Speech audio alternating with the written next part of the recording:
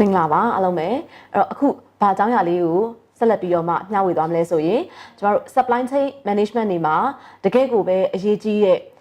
တကယ်အရေးပါတဲ့ business process တွေအကြောင်းပေါ့နော် business process တွေအကြောင်းကျမတို့ဆက်လက်ပြီးတော့မျှဝေသွားပေးမှာဖြစ်ပါတယ်အဲ့တော့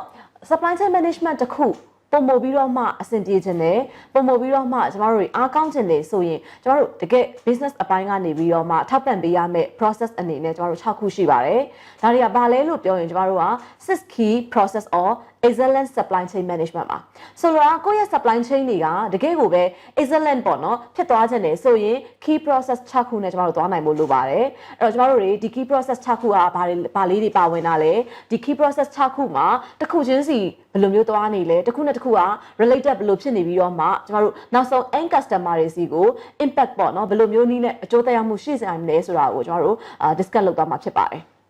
ဆိုတော့ကျွန်တော်ရဲ့ 6 key process ကဘာတွေလဲလို့ပြောရင်နံပါတ်1က customer relationship management ပါနံပါတ်2ကတော့ customer service management နံပါတ်3ကဘာအကြောင်းအရာလဲဆိုရင် demand management ပါနံပါတ်4ကတော့ order fulfillment process ဖြစ်ပါတယ်နံပါတ်5က manufacturing flow management နံပါတ်6ကတော့ supplier relationship management ဆိုပြီးတော့ key process 6ခုရှိပါတယ်ဆိုတော့ကျွန်တော်တို့နံပါတ်1ဖြစ်တဲ့ customer relationship management ကိုသွားလိုက်အောင်အဲ့တော့ customer relationship management ဆိုတာဘာကိုပြောတာလဲကျွန်တော်တို့ relationship ဆိုတဲ့စကားလုံးပါတာဖြစ်တဲ့အတွက်ကြောင့်မို့လို့ကျွန်တော်တို့ relationship တို့မြည်သည်ကျွန်တော်တို့ short term ကိုသွားချင်တာမဟုတ်ပါဘူး long term ကိုရည်ရွယ်တာပါဆိုတော့ relationship လို့ပြောရင်ကျွန်တော်တို့ကကိုယ့်ရဲ့ customer နဲ့ကိုယ်နဲ့ကြားထဲမှာကျွန်တော်တို့ရရှိဖြစ်တဲ့ဆက်ဆံရေးတစ်ခုကိုတိစောက်ပြီးတော့မှကိုယ့်ရဲ့ဒီဝန်ဆောင်မှုတွေကိုယ့်ရဲ့ product တွေကို customer တွေစီကိုစဉ်ဆက်မပြတ်အမြဲတမ်းပေးသွားချင်တာဒါကြောင့်ကျွန်တော်တို့တွေလုပ်ငန်းခွင်တိုင်းမှာ customer relationship department တွေ customer relationship manager တွေ customer relationship officer တွေဆိုပြီးတော့အခုနောက်ပိုင်းရှိလာတာပေါ့နော်အဲ့တော့ကိုယ့်ရဲ့ customer ဒီ new customer တွေကလည်းအရေးကြီးသလို existing customer တွေကလည်းတကယ့်ကိုအရေးပါတဲ့ကဏ္ဍမှာရှိပါတယ်ဆိုတော့ကျွန်တော်တို့တွေ customer တွေကိုအမြဲတမ်း retain လုပ်ထားနိုင်ဖို့အရေးကြီးပါတယ်။ဒါကြောင့်မလို့ customer relationship management process ကလည်းတကယ်ကိုအရေးပါတဲ့လုပ်ငန်းဖြစ်ပါတယ်။ဆိုတော့ဒါဆိုကျွန်တော်ပြန်ပြီးစဉ်းစားကြည့်လိုက်အောင် customer relationship ဒီဘာကိုဥတည်တာလဲလို့ပြောလို့ရှိရင်ကျွန်တော်တို့ဒီ long term ကိုဥတည်ပါတယ်။အဲ့တော့ long term customer တွေကကျွန်တော်တို့နဲ့တွေ့တဲ့အချိန်မှာချက်ချင်း long term ဘယ်သူမှတော့ချိတ်ဆက်ပြီးတော့သွားကြမှာမဟုတ်ဘူး။အဲ့တော့ဘယ်အချိန်မှာသူတို့ long term relationship တခုကိုလုပ်ငန်းဘက်ကိုပြန်လဲပေးမလဲလို့ပြောရင်သူတို့ကိုယ့်ရဲ့ product ကိုသုံးစွဲနေရတဲ့အချိန်အမြဲခဏပေါ့နော်သူသုံးစွဲတဲ့အချိန်တွေမှာကိုယ့်ရဲ့ဒီ service တွေကိုသူတို့အသုံးပြုနေတဲ့အခါတွေမှာကျမတို့ရဲ့ product ကိုသုံးစွဲလိုက်တိုင်းကျမတို့ရဲ့ service ကိုသုံးစွဲလိုက်တိုင်းသူတို့စိတ်ထဲမှာ satisfy လို့ခေါ်တဲ့စိတ်ကျေနပ်မှုတစ်ခုဖြစ်သွားဖို့လိုပါတယ်အဲ့တော့ satisfy ဖြစ်သွားပြီဆိုရင်တော့သူတို့ဒီကိုနဲ့ဆက်သွယ်ဆက်ဆံရတာအဆင်ပြေတာဖြစ်တဲ့အတွက်ကြောင့်မလို့ long term ဆိုတဲ့အရာတစ်ခုကိုပေးပါတယ်ဒါကြောင့်မလို့ကျမတို့နံပါတ်1 customer relationship ဒီဘာကို mention လုပ်လဲဆိုရင်long term သွားချင်ပါတယ် long term value တစ်ခုသွားပါတယ်ဒါဆို long term ရဖို့ဆိုတာကျမတို့ကဘာကိုထပ်ပြီးစဉ်းစားရမလဲဆိုရင် customer ရဲ့ satisfaction လိုအပ်ပါတယ်ဒါဆိုရင် satisfaction ကိုထပ်ပြီးတော့ကျမတို့စဉ်းစားကြည့်ရတဲ့အခါမှာ customer တွေဒီဘယ်အချိန်မှာ satisfaction ဖြစ်မလဲပေါ့အဲ့တော့ customer တွေဒီဘယ်အချိန်မှာ satisfaction ဖြစ်မလဲလို့ပြောရင်ကျမတို့ရောင်းလိုက်တဲ့ product နဲ့သူတို့ရဲ့လိုအပ်ချက်လို့ခေါ်တဲ့ needs နဲ့တွားရောက်ပြီးတော့မှကိုက်ညီနေတဲ့အချိန်မှာသူတို့တွေ satisfaction ဖြစ်ပါတယ်ဒါဆိုကျမတို့နံပါတ်3ဆင့်ဒီ customer needs ကိုသိဖို့လိုပါတယ်အဲ့တော့ customer ရဲ့ need ကိုကျမတို့ဘယ်လိုနည်းလမ်းနဲ့သိနိုင်မလဲလို့ပြောရင် customer ရဲ့အကြောင်းကိုတည်တည်ချာချာသိမယ်ဆိုရင်ကျမတို့ customer ရဲ့ need ကိုသိနိုင်ပါတယ်။ဒါကြောင့်ကို customer ရဲ့အကြောင်းကိုသိနိုင်ဖို့ဆိုတာ customer ရဲ့အပေါ်မှာကျမတို့ focus လုပ်မှရပါမယ်။ဒါကြောင့်မလို့ကျမတို့ customer relationship management process ဆိုတဲ့ definition လေးမှာကျမတို့ keywords အနေနဲ့မှတ်ထားရမယ့်စကားလုံးလေးအရေးကြီးတဲ့စကားလုံးလေးနှစ်ခုရှိပါတယ်။စကားလုံးလေးတစ်ခုကဘာလဲဆိုရင် focus on ဆိုတဲ့စကားလုံးလေးရယ်နောက်တစ်ခုကကျတော့ကျမတို့ long term value ဆိုတဲ့စကားလုံးလေးပါ။ဒါကြောင့်မလို့ customer relationship management process ကိုကျွန်တော်တို့တွေလေ့လာတဲ့အခါမှာစာကြောင်းတွေအများကြီးရဲ့မှကျွန်တော်တို့တွေ keywords လေးကိုဆွဲထုတ်ပြီးတော့လေ့လာကြည့်မယ်ဆိုရင်စကားလုံးနှလုံးပဲထွက်လာပါတယ် focus on different customer ဆိုတဲ့စကားစုလေးရယ် long term value ဆိုတဲ့စကားစုလေးရယ်ကိုကျွန်တော်တို့ဒါလေးကိုမှတ်ထားဖို့လိုပါတယ်အဲ့တော့ကိုယ့်ရဲ့ customer တွေအပေါ်မှာကိုယ့်ရဲ့စိတ်တွေကိုယ့်ရဲ့လှုပ်ဆောင်မှုတွေက focus အမြဲတမ်းထားနေမယ်ဆိုရင် customer တွေရဲ့အကြိုက်ကိုအမြဲတမ်းသိမယ် customer ရဲ့လိုအပ်ချက်ကိုအမြဲသိမယ်ဒါဆိုရင် customer နဲ့ကိုက်ညီရဲ့ products ကိုကျွန်တော်တို့ရောင်းပေးနိုင်မယ်အဲ့တော့ customer နဲ့ကိုက်ညီရဲ့ products ကိုရောင်းပေးနိုင်တဲ့အခါမှာ customer ရဲ့စိတ်ကျေနပ်မှုကိုရမယ် customer ရဲ့စိတ်ကျေနပ်မှုကိုရပြီဆိုရင် customer နဲ့ကိုယ်နဲ့ကြားထဲမှာ long term relationship တခုကိုတည်ဆောက်သွားလို့ရမှာဖြစ်ပါတယ်အဲ့လိုအတိုင်းကျွန်တော်တို့ရဲ့ business တွေကလှုပ်ဆောင်နိုင်သွားနိုင်တဲ့အခါမှာ customer တွေနဲ့ကိုယ်နဲ့ကြားထဲမှာကောင်းမွန်တဲ့ relationship တွေရမယ်ဒါအပြင် customer တွေနဲ့ကိုက်ညီရဲ့ product တွေရောင်းပေးသွားတဲ့အခါမှာကျမတို့ဘက်ကနောက်တစ်ခုထပ်ပြီးတော့လှုပ်ဆောင်ပေးရမယ်အပိုင်းကဘာလဲလို့ပြောလို့ရှိရင်ကျမတို့ customer တွေကို service နဲ့ပတ်သက်ပြီးတော့ကျမတို့ process လုပ်ပေးရမယ်အဲ့တော့ customer service မှာကျမတို့အရေးကြီးဆုံးဘာလဲလို့ပြောလို့ရှိရင်ကျမတို့ response ဆိုတဲ့စကားလုံးပါပဲဒါကြောင့် customer service process မှာလည်းအဓိက keywords တစ်လုံးပဲထွက်လာတယ်အဲ့ဒါကဘာလဲဆိုရင် response ပါresponse လို့ခေါ်တဲ့ customer တွေရဲ့ complaints တွေ customer တွေမေးတဲ့ questions တွေ customer တွေဖြစ်တဲ့ problems တွေ customer တွေပေးတဲ့ comments တွေအကုန်လုံးကိုကျွန်တော်တို့ဘက်ကနေပြီးတော့မှန်မှန်ကန်ကန်မြန်မြန်ဆန်ဆန်နဲ့တုံ့ပြန်မှုလို့ခေါ်တဲ့ response ကိုမှန်ကန်မြန်ဆန်စွာပေးနိုင်ဖို့လိုပါတယ်ဒါမှကလည်းအဲ့လိုပေးနိုင်တဲ့အရာကိုမှကျွန်တော်တို့က customer service ကောင်းတယ်လို့ပြောလို့ရပါတယ်အဲ့တော့ customer service မှာကျွန်တော်တို့အများကြီးပဲဖွင့်ဆိုမယ်ဆိုလို့ရှိရင် customer service နဲ့ပတ်သက်ပြီးတော့ဖွင့်ဆိုထားတာအများကြီးရှိပါတယ်အဲ့တော့ကျွန်တော်တို့အမြဲတမ်းပြောနေကြတဲ့အတိုင်းပဲ ever smile ဖြစ်ရမှာတွေကျွန်တော်တို့ eye contact ပေးရမှာတွေ customer ပေါ်မှာ value ပေးရမှာတွေ customer တွေ respect ပေးရမှာတွေဒါတွေလည်းကျွန်တော်တို့ကလှုပ်ဆောင်ဖို့လိုတယ်လို့ပဲအဓိက main ဖြစ်တဲ့တနည်းအားဖြင့် core process ဖြစ်တာကတော့ဘာလဲလို့ပြောလို့ရှိရင် customer ပေါ်မှာကျွန်တော်တို့တုံ့ပြန်မှုလို့ခေါ်တဲ့ response မှန်ကန်မြန်ဆန်ဖို့ပဲလိုပါတယ်ဒါလေးကတော့ဒီ service process ရဲ့အဓိကအကြောင်းလေးပါအဲ့တော့ကျွန်တော်တို့အပိုင်းလေးနှစ်ပိုင်းပြီးသွားတယ်။ဒါဆိုတတိယတစ်ပိုင်းအောင်ဆက်သွားရအောင်။အဲ့တော့တတိယတစ်ပိုင်းကဘာလဲလို့ပြောရင် demand management မှာအဲ့တော့အကုန်လုံးကကျွန်တော်တို့ဆက်နေတာဖြစ်တယ်။အဲ့တော့နံပါတ်1က customer relationship management မှာ customer တွေနဲ့ကောင်းမွန်တဲ့ relationship တစ်ခုကိုတည်ဆောက်နိုင်ရင်ဒုတိယတစ်ခုသူတို့ဒီကိုယ့်ရဲ့ product တွေဝယ်သွားမယ်။ဒါဆိုရင်ကျွန်တော်တို့ဘက်က service လိုက်ပေးရမယ်။ response ကိုမှန်မှန်ကန်ကန်မြန်မြန်ဆန်ဆန်နဲ့ service လိုက်ပေးဖို့လိုတယ်။အဲ့တော့အဲ့လိုလုပ်ပေးလိုက်နိုင်တဲ့အခါမှာကျွန်တော်တို့စီကဒီ customer တွေကနေဘာတွေလာမလဲလို့ပြောရင်ဝယ်လို့အားလို့ခေါ်တဲ့ demand တွေအများကြီးတက်လာပါမယ်။အဲ့တော့ customer တွေစီကနေ demand တွေတက်လာရင်လေကျွန်တော်တို့ဘက်ကလှုပ်ဆောင်ရမှာဘာလဲလို့ပြောရင်အဲ့ဒီ demand တွေကိုကျွန်တော်တို့ဘက်က manage လုပ်ဖို့လိုပါတယ်။အဲ့ဆိုရင်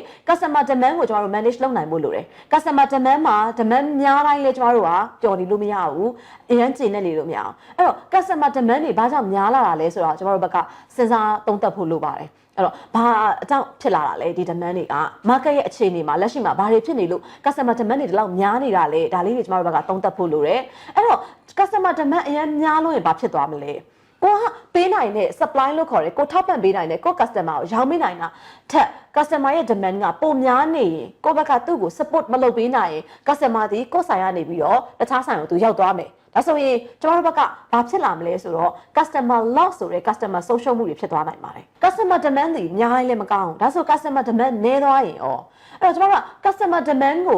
ုကျွန်တော်တို့တွေနည်းပြီးတော့မှကိုရီစီကနေပြီးတော့မှဝယ်ထားတဲ့နော်စုဆောင်းထားတဲ့ supply တွေ customer ကိုရောင်းဖို့ဆိုပြီးတော့ကျွန်တော်တို့ရဲ့စက်ရုံထဲမှာစုထားတဲ့ supply တွေအရင်များနေပြီဆိုရင်လေ customer demand ရဲ့ဝယ်လိုအားအဲ့လောက်မရှိဘူးကိုယ့်ဘက်ကဒီဘက်ကရောင်းလိုအား supply တွေကအရင်များနေတယ်ဆိုလို့ရှိရင်ဘာဖြစ်လာမလဲဆိုတော့ number 1ကျမတို့ရဲ့ product တွေဒီထားစရာနေရာတွေလိုလာမယ်။ဒါကြောင့်မလို့ထားဖို့အတွက်ကျမတို့စရိတ်တွေပိုကုန်လာမယ်။ warehouse cost တွေအများကြီးတက်လာမယ်။ဒါအပြင် product ဆိုတဲ့အရာကတစ်လကြိုထုတ်ရင်တစ်လပို့ပြီးတော့မှကျမတို့ရဲ့ expire date ကိုပို့ပြီးတော့နှီးသွားစေနိုင်တယ်။ဒါကြောင့်မလို့ supply တွေအရင်များလာတဲ့အခါမှာလည်း number 1 cost တွေကုန်ပြီးတော့ number 2က expire date ကိုကျမတို့ကနှီးကပ်သွားစေနိုင်ပါတယ်။ဒါကြောင့် supply များတိုင်းလည်းမကောင်းဘူး supply နည်းသွားရင်လည်းမကောင်းဘူး။အဲ့တော့ဘာဖြစ်နေဖို့ပဲလိုလဲလို့ပြောရင် customer ရဲ့ demand နဲ့ကျမတို့ customer တွေကိုပေးနိုင်မယ်supply ဒီနှစ်ခုကဘာဖြစ်ရမလဲဆိုရင် align ဆိုတဲ့စကားလုံးလေးတိုင်းပဲကိုက်ညီနေဖို့လိုပါတယ်။ဒါကြောင့်မလို့ demand management မှာအဓိက keywords လေးတစ်ခုထွက်လာပါတယ်။အဲ့ဒါကဘာလဲဆိုရင် ALIGN align ဆိုတဲ့စကားလုံးမှာဘာတွေ align ဖြစ်ရမလဲလို့ပြောရင် demand နဲ့ supply နဲ့ align ဖြစ်ဖို့လိုပါတယ်။ဒါဒီကျွန်တော်တို့ number 3ချက်ဖြစ်တဲ့ demand management အပိုင်းမှာအဲ့တော့ demand management တွေကိုကမှန်ကန်ကောင်းမွန်စွာလုပ်ပေးလိုက်နိုင်လို့ customer တွေကျင့်တတ်သွားတယ်ဆိုရင်demand ဆိုတဲ့အရာကျွန်တော်တို့ပြန်သုံးသပ်ကြည့်ရအောင် demand ဆိုတာဘာလဲလို့ပြောရင် customer တွေမှာတဲ့ order တွေပါပဲအဲ့တော့ကျွန်တော်က customer တွေစီကနေအမှားစာတွေ order တွေရလာပြီဆိုရင်ဒီ order တွေကိုဘာပြန်လုပ်ပေးရမလဲဆိုရင်ပြန်လည်ပြီးတော့မှဖြည့်ဆည်းပေးဖို့လိုပါတယ်အဲ့တော့ကျွန်တော်တို့ number 4 process ကိုသွားပါမယ် number 4 process ကဘာလဲဆိုရင် order fulfillment process ပါအဲ့တော့ order fulfillment ဆိုတာကျွန်တော်တို့က order ကိုပြန်လည်ပြီးတော့မှ customer လက်ထဲကိုရအောင်ဖြည့်ဆည်းပေးရတဲ့အပိုင်းဖြစ်ပါတယ်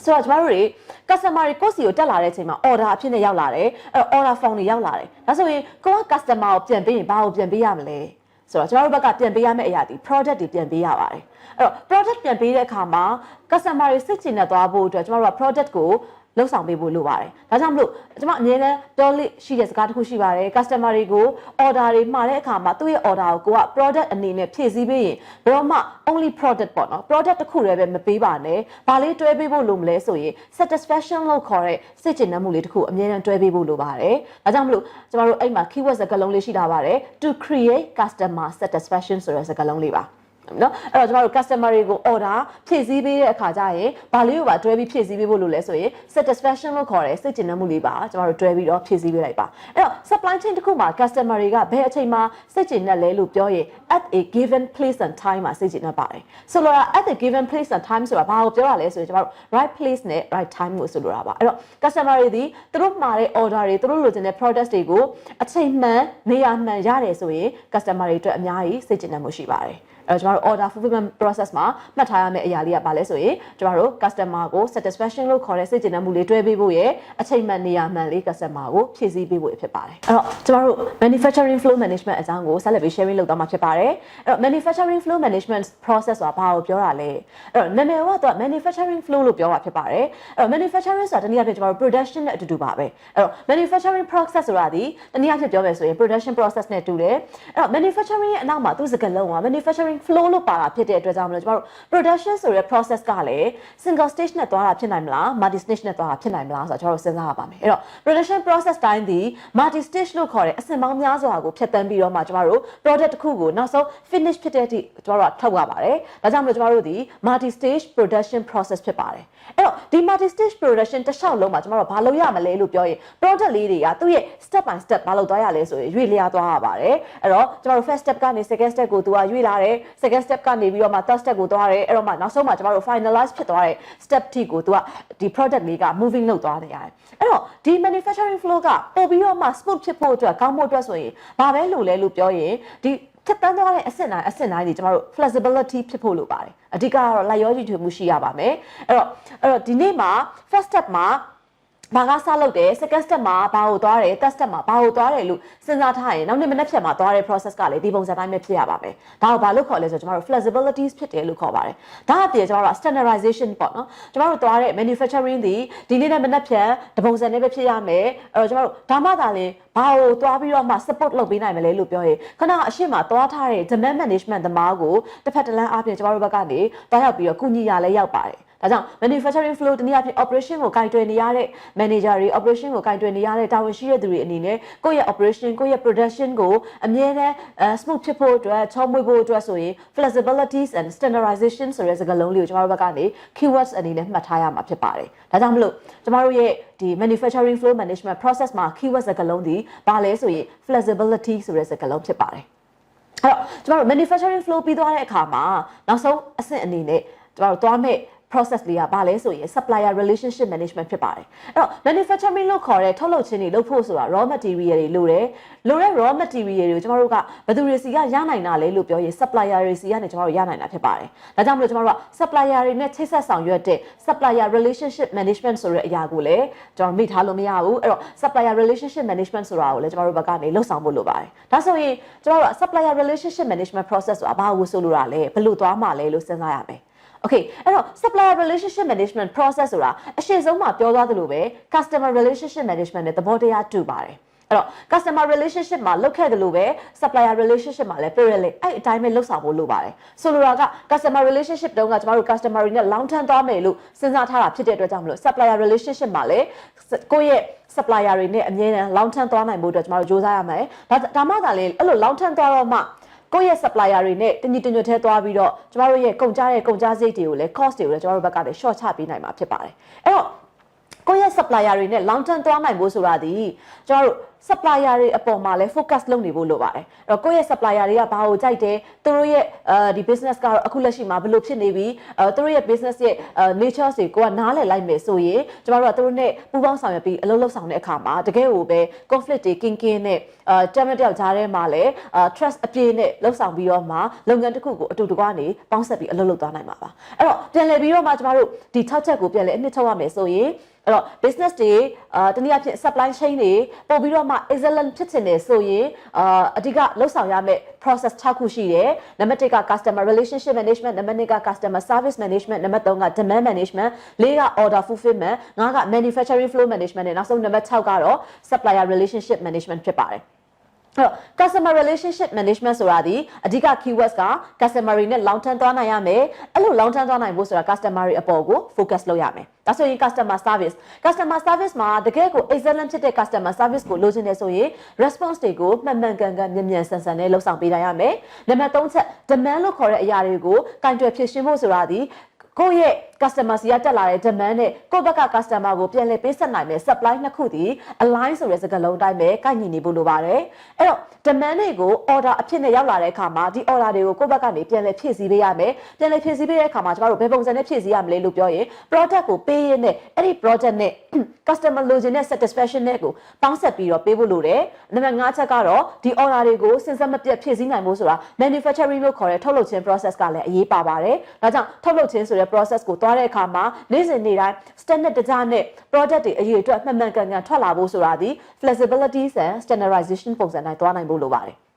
အဲ့တော့ manufacturing flow တွေကိုတကယ်ကို smooth ဖြစ်အောင်သွားနိုင်ဖို့ဆိုရင်ကို့မှာ raw material တွေကိုတကယ်ကိုအင်အားကောင်းကောင်းနဲ့ကိုကို support လုပ်ပေးနေတဲ့ supplier ကောင်းတွေလည်းရှိဖို့လိုပါတယ်အဲ့တော့ဒီ supplier ကောင်းတွေနဲ့ကိုရဲ့ဂျားမှာ relationship ကောင်းတစ်ခုကိုတည်ဆောက်ထားဖို့လိုတယ်ဒါကြောင့်မလို့ကိုရဲ့ supplier တွေနဲ့ long term ချိတ်ဆက်နိုင်အောင်စူးစမ်းပါပြီးရင်သူတို့နဲ့ကိုနဲ့ဂျားထဲမှာရှိနေတဲ့ relationship ကို strong ဖြစ်နေအောင်လုပ်ထားမယ်ဆိုရင်ဒီ process တစ်ခုတိုင်းကျွန်တော်တို့ဘက်ကလှုပ်ဆောင်သွားမယ်ဆိုရင်ကိုရဲ့ business တွေတစ်ဖြည်းဖြည်းနဲ့ပုံပို့ပြီးတော့မှ